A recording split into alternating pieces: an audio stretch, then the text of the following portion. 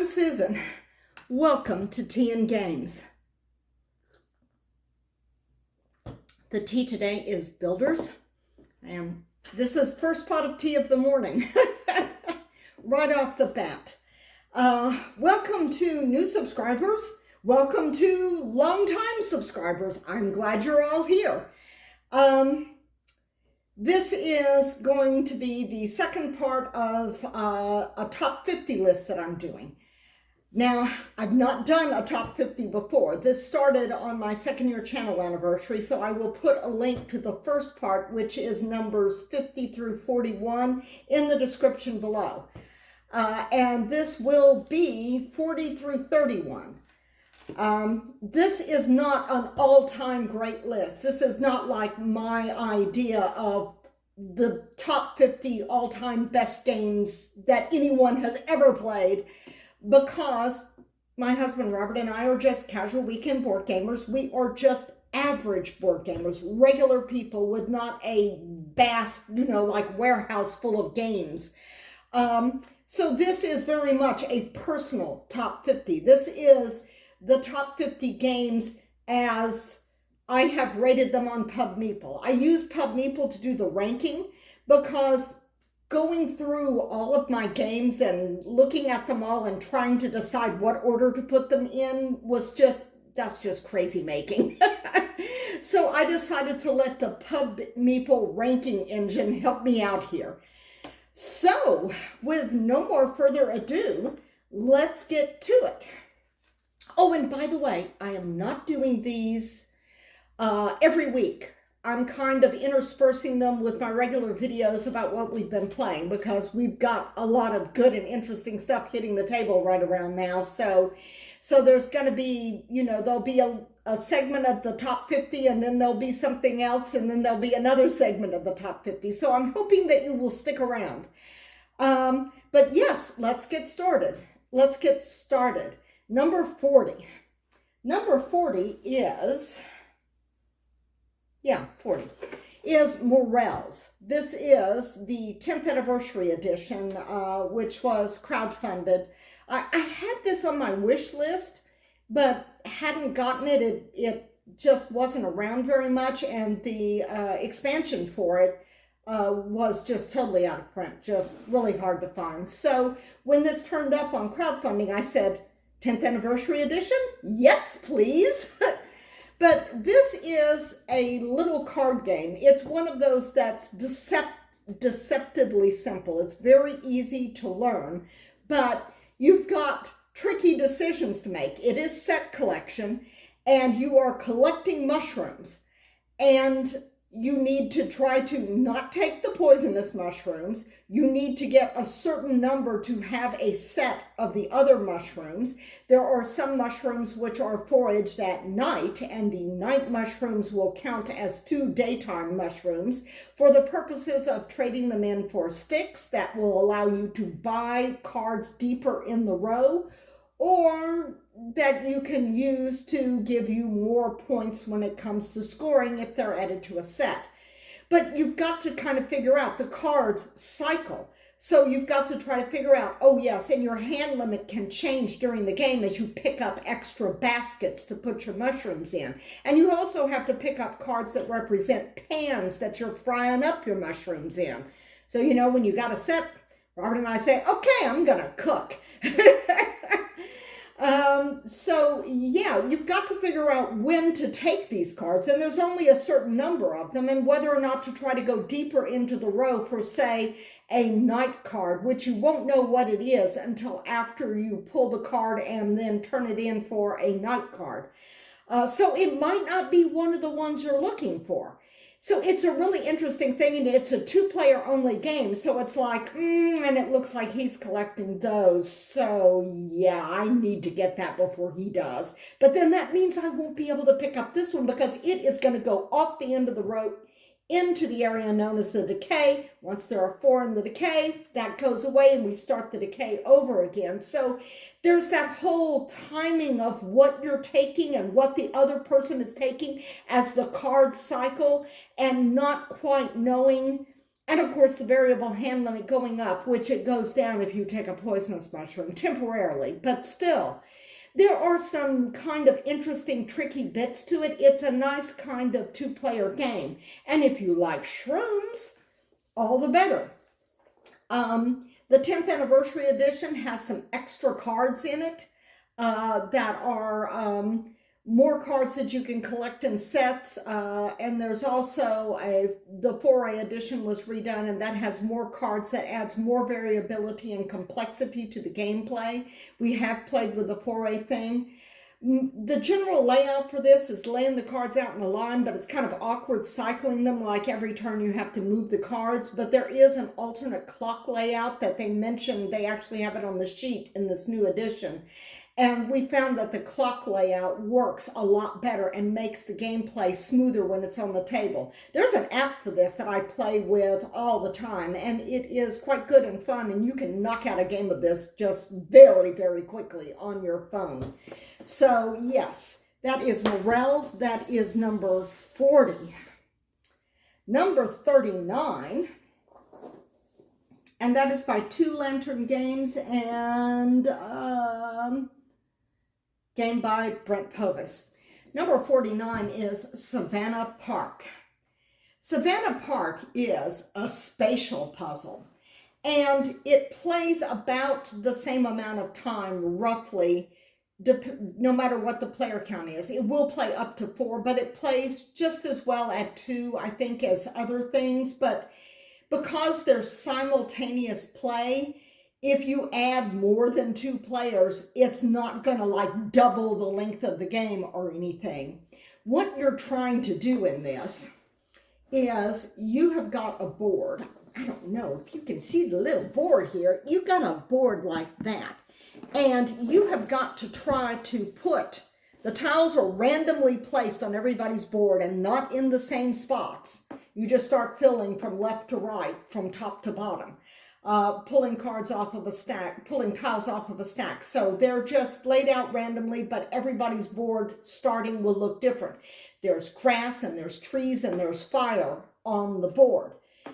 Grass and trees, if you don't cover them up, will be points at the end. Fires are numbered 1, 2, and 3. And at the end of the game, you need to not have put animals that are tiles with single animals next to the fire, that's 1 fire, or 2 animals next to the 2 fire, or 3 animals next to the 3 fire. But you've got to try to get the herds together. I mean, you've got all of these different types of animals, savanna, African animals, and they're all scattered around. And you've got to swap, you've got to move tiles. Like somebody will call out 2 antelope when it's their turn. So you find your tile that has 2 antelope on it, and you pick that tile up, put the little meerkat as a place marker from where you put it up from, and then you put it someplace else on the board. And the whole idea is you need to group like animals together, and they must have a watering hole to score. Now, if you can get 2 watering holes, then you will score double for that. So yeah, it is a tricky spatial puzzle. It is just really, really enjoyable. If you like puzzly kind of games, this is a good one. We like this a lot. But each person will call out a tile that what's on the tile, like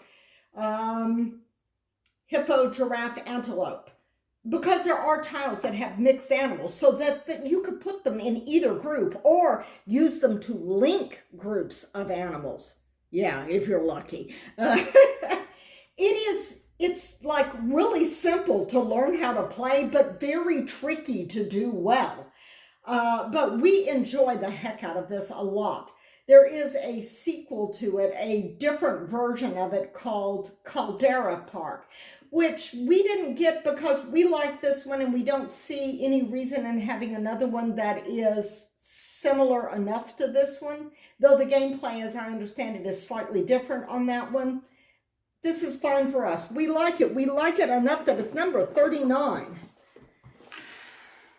in our top 50. It's one of our top 50. And number 38 is Forbidden Island. This is a co-op game. It will play 2 to 4 players. It's fairly short.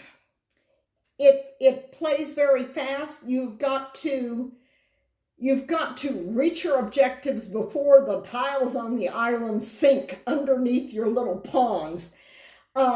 It's very tricky, but on the easiest level at 2 players, it's definitely winnable. So if you're looking for an entry-level co-op for yourself or somebody else, this would be a good candidate, I would think. It is not as complex as some of the others. You do have cards that you turn over that make things happen, or that get you stuff that can help, but this is part of a series, the first one of the series. The one after this is Forbidden Desert, and the most recent one is Forbidden Jungle. And in between between Jungle and Desert, there's Forbidden Sky, which nobody really likes, and it doesn't come in a tin, and we got rid of our copy. But Island, Desert, and Jungle, those Forbiddens, are all good. However, Island is the easiest. Desert is slightly more complex than Island, and Jungle is extremely punishing. So Forbidden Island is number 38 on our list. In some ways, we like this best because it is very satisfying, and it is one that we could put on the table with people that are not super experienced gamers. And it is co-op. Yes, Forbidden Island. Okay, number 37. And there's going to be some objections to number 37. Number 37 is Silver Amulet. And you're going like, why would anybody object to this? Well, some people are probably going to object that it is as low as number 37, the people who really, really love silver. But we also really love silver, and Amulet is our favorite of the silvers. I do not think that silver turns up. I don't think silver turns up any higher on this list. This is the highest it got, which is 37.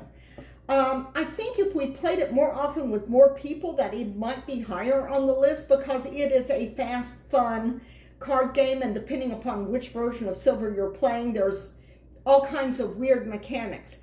A lot of people, this was the first one that was released, and you can mix and match the numbers in the sets between the different sets, and there are 2 more that will be coming out later this year. And we always make a mess of it when we try to make a custom deck.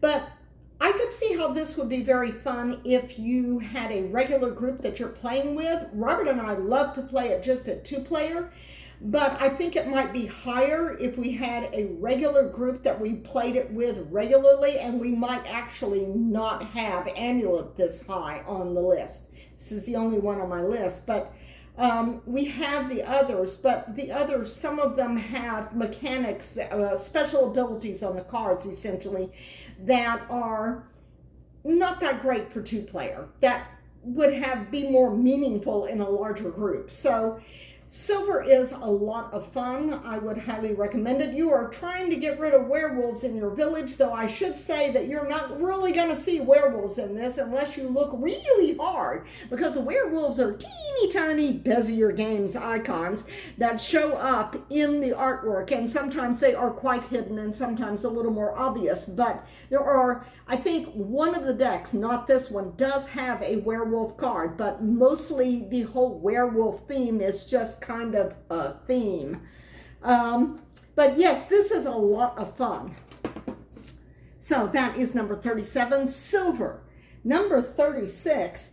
Number 36 is, unlike these other 4 games, 1, 2, 3, yeah, 4. Number 36 is recency bias. We haven't had this game as long as the games preceding it in this section of the list, but we had so much fun with this.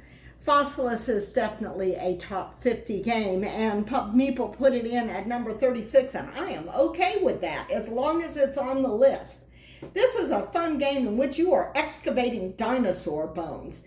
So this is one of those games. It is, the publisher is Kids Table Board Gaming. KTBG, as they are often known as, and they put out a lot of fun games, which can be enjoyed by both adults and kids. They mostly do family weight games, but I like the dinosaur cards. I like taking the little dinosaur bones and moving the tiles. It's got this whole structure here that you put together, and you move on that structure and remove tiles and get dinosaur bones out of them.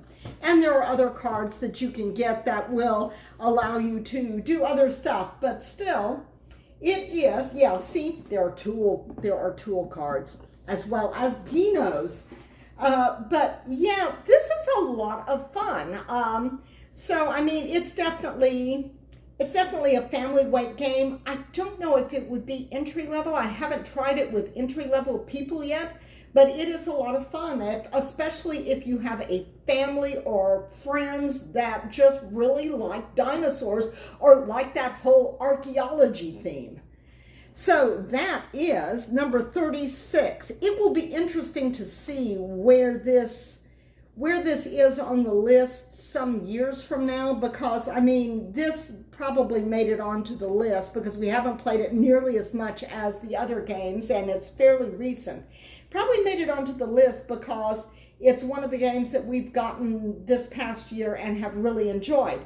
But it will be, because this is a fairly recent game, it will be interesting to see if it remains on the list in years to come. And I'm not going to do this top 50 list every year, because I feel like that within 1 year, there are going to be games that are going to be kind of rejiggered and something recent might get slotted in, but I feel like I kind of want to wait a little bit before I do another one. So let me see, that was number 36, Fossilis. Number 35. Number 35 is another recent game, and I've talked about this a lot on the channel recently, so I'm not going to go into a huge amount of detail, but that is Cartographer's Heroes, or Cartographers. I think what I did, I think I may have just had Cartographers on the list. I may not, or Cartographer's Heroes on the list when I ran it through Pub Meeple, because I feel like it kind of duplicates it, because the games are very similar. Although in basic Cartographers, you have ruins but no heroes. And in Cartographer's Heroes, it doesn't come with ruin cards, but you can add ruin cards from the regular Cartographer's game to it. But it does have hero cards, which mitigate the monsters. But the monsters are worse in this, so, you know, kind of works out, I guess. We've gotten map packs and mini expansions for this. We have truly gone down the Cartographer's rabbit hole. But it's an oddly relaxing game, because you have the sheets of paper and you're writing things in and coloring them, and it is an entry-level game, but it's a puzzle, because you're putting in what would be, if you had tiles, polyomino shapes. But it's very puzzly, and we enjoy those kind of things. So that was number 35, Cartographer's Heroes.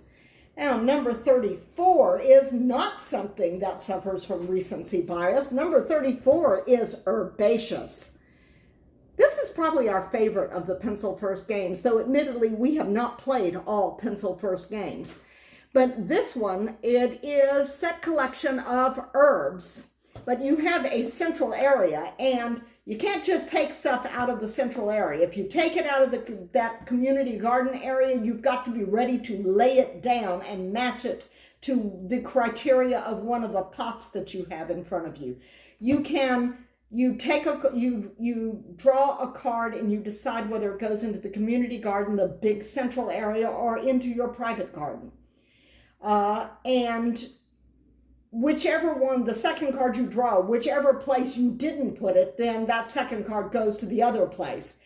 And if you're ready to pot things up, you can pot up herbs, either from the herbs that you have collected into your private garden laid out in front of you, or take some of those from the central garden when you're ready to pot up and put them with some of the ones that you've got there and put them all in a pot. And you cannot add, once you've potted something up, you cannot add to that. So you have to finally judge when you're going to go for it, and hope that the cards in the middle that you were counting on being able to grab are not grabbed by other people in the interim. This plays well at 2, but it will play up to 4, and there's also a solo mode for it, which I haven't tried. But yes, herbaceous. The only thing I don't like about herbaceous is that among the herbs, they do not have basil, which is just does not make any sense whatsoever to me. Let me see. And number 33 is probably going to be familiar to a lot of you here. Kind of surprised it turned out this low, though we are inching toward the mid part of the list, is Creature Comforts, which you may notice this is another kids' table board gaming game. This is maybe their best known game, though they put out so many good ones. That's kind of a fine distinction to make. This is a dice placement dice worker placement. Essentially, your dice are your workers. A dice placement game, and the tricky part of the dice placement is that you don't always know what numbers you're going to have to work with on your dice. You have 2 personal dice, and then there are some community dice that are out on the board. And you roll your personal dice, so you know what 2 of the numbers you have are. Everybody does. And then the community dice are rolled, and then you find out just how bad the damage is. Then you find out all the dice and all the numbers that you have to work with to place them. And some of the slots require more than 1 die, or require dice to be in sequence or adding up to a certain number. It's very tricky, actually. And there are a whole bunch of different action areas. I mean, just a huge number of action areas and terrific resources that you get. And it is card crafting primarily for points, and the cards have some interesting synergy too. But also, one of the nifty things is, because these are creature comforts, and this is a cozy game. These are little animals preparing for the winter, so you have all kinds of sort of fall-themed things like apple pies and woolly socks and sleds and books and board games. You can craft cards that are board game cards, and I think that's just so nifty. Oh yes, and apples and books are among your resources. So this game just has a really terrific feel to it, and we enjoy it a lot. I'm a little surprised it did not turn up higher on the list, but I just went with the Pub Meeple rankings. I know a lot of people, when they use Pub Meeple, they use that as a rough sort and then they rejigger stuff. I just said, no, we're just going to go with whatever it says. Because after all, I did do input that got us these results. So Creature Comforts is my number 33. It's very close to mid of the list. And I suppose that's not too bad. Because I think it probably, if I didn't have so many good games, it would probably be in the top half of a top 50. And now you're going to see something you have seen before. My big box of gloom. All my gloom in one box. Ugh. And the box was sold separately. I just bought all of the gloom, and well, I don't have all of the gloom, but we got Gloom in Space. This is another thing that we've gotten within the past year. We got it just this summer. Where is Gloom in Space? There's Cthulhu Gloom. There's Gloomier. I don't see my Gloom in Space box. Did I not keep it? I might not have kept it. But anyhow, there is. See, I've got all my gloom. Or not all the gloom, but all my gloom. But yes, Space Gloom. And the Gloom in Space cards are basically parody cards. They have, they're basically with Gloom, you have a family, and everybody has a family, and you try to do horrible things on them for negative points. And then you kill them off when you think that you've gotten the most negative points that you can pile on them. And at the same time, there are cards that have positive points that you are playing on other people's family because you don't want them to go out, because you score the dead family members, not the live ones. And when one person has everybody dead, then it's a very dark humor sort of game, and that's the basic Gloom. Gloom in Space has basically sort of a hilarious sci-fi twist on space disasters. So if you're looking for like dark, scary space Gloom, this isn't it. It's more fun space disasters, but it's all done very humorously. That's the thing about Gloom, is it definitely has humor, and it has a storytelling aspect. When you lay the cards down, you read them aloud and try to weave a story together from them. But yes, Gloom in Space, and if you saw the previous video, you know that there was another type of Gloom that was in the previous set of 10. And so now we've got Gloom in Space in this set of 10, because we just can't resist the sort of comedic dark humor take on science fiction. And finally, number 31, finally for this video and this list, number 31 is Tenpenny Parks. And this is the theme park that everybody wants to go to, really. There are a lot of games that have fun theme park, carnival kind of things. But I looked at all of them going like, yes, please, this one. It's just got, well, let's see, we've got the Kraken World, we got Mammoth Valley. They just have such fun things on it, and you are trying to maximize your thrills, awe, and joy on the tracks, and at the same time you are also getting polyomino tiles that you are placing on your park board. And something significant about this is, unlike other polyomino placement games, with this one you are not trying to snug those tiles in so that all the pieces fit perfectly together. You put them point to point rather than with the edges up against each other, so that there's space in the park for people to walk around and get to your little attractions. Also, a nifty thing about this is that there are pieces that you can get, do an action to get, that will extend your park on either side. And there are also little bonuses that are printed on your park boards that you get for laying tiles down and covering them up. This is just a truly satisfying game, and the artwork and the names of all of the different attractions. They have a sci-fi area of the park, and they have cards for, what is it, prehistoric and Wild West and fantasy, and they just have all kinds of different cards and names and stuff, and it is just a delight on the table. It really is. So number 31, just about mid-list here, very close to mid-list, is Tenpenny Parks. And that is numbers 40 through 31, the second set that I have done for my top 50. And the next one that I will do on the top 50 list will take us beyond the mid-level and into the 20s. So I hope you will stick around for that. I had a lot of fun just running the things through Pub Meeple and looking at the games and everything and where they ended up on the list. So, I mean, this has been kind of a revelation and a fun thing for me, and I hope it's been a fun thing for you too.